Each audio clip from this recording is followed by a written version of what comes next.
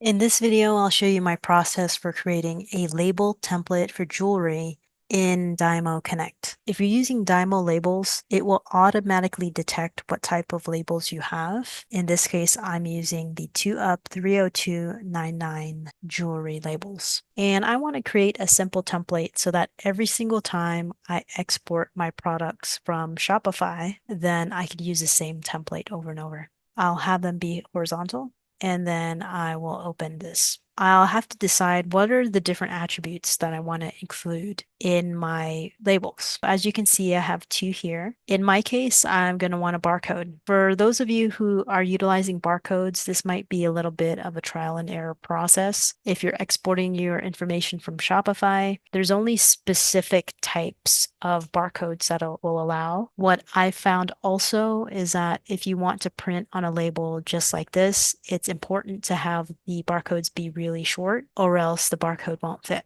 If you're doing jewelry on Shopify, make your barcodes no more than 4 characters long. So in this case, I'm going to just do 1, 2, 3, 4. For me, I found that code 2 of 5 barcode works best, but what you'll want to do is try out a whole bunch of different ones and then use your barcode scanner to see which one scans in your system. Once I'm ready to add the barcode, I'll go ahead and select barcode. And if you're syncing your information to a spreadsheet, you won't have to enter numbers on this side. You'll actually be importing data and syncing it that way. In this case, I just want to show an example. So let's just pretend I have uploaded some data already. This is just a template. So I'll go ahead and do that. You'll probably want the name of the item. You'll put some text, set that inside of this side of the label. Notice that you'll need to make it pretty small. What I've done is I've kept everything at auto, so the label maker just knows that the data has to fit in this amount of space. I also have product variants. So for example, I have pendants, and those pendants have different shapes, which are listed as variants in each item in Shopify. So I want to add a text field for the variants. I'm just going to type in variant for now, knowing that I'm going to sync this to my information later.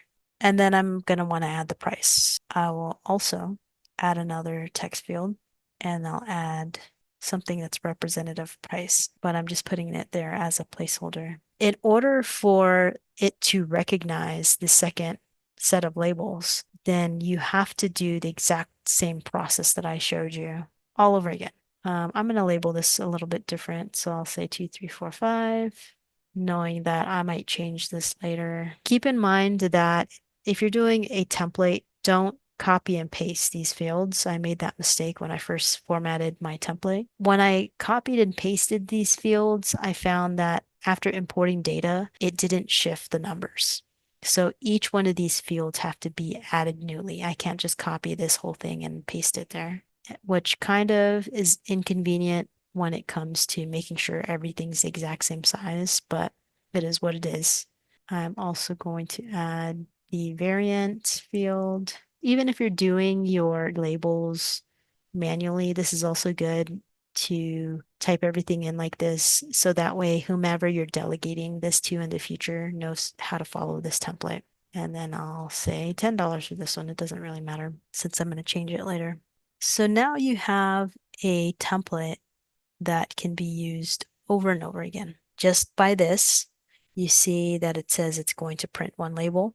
And this is what the print preview would look like. If I press print, if my printer is connected, it's going to print exactly this onto the jewelry labels. In the event where you imported data, you would associate these fields with certain columns in your spreadsheet, and then it'll show you that it's going to print multiple labels. Now make sure that you save this with a particular name, so that way you don't have to create this same template over and over again.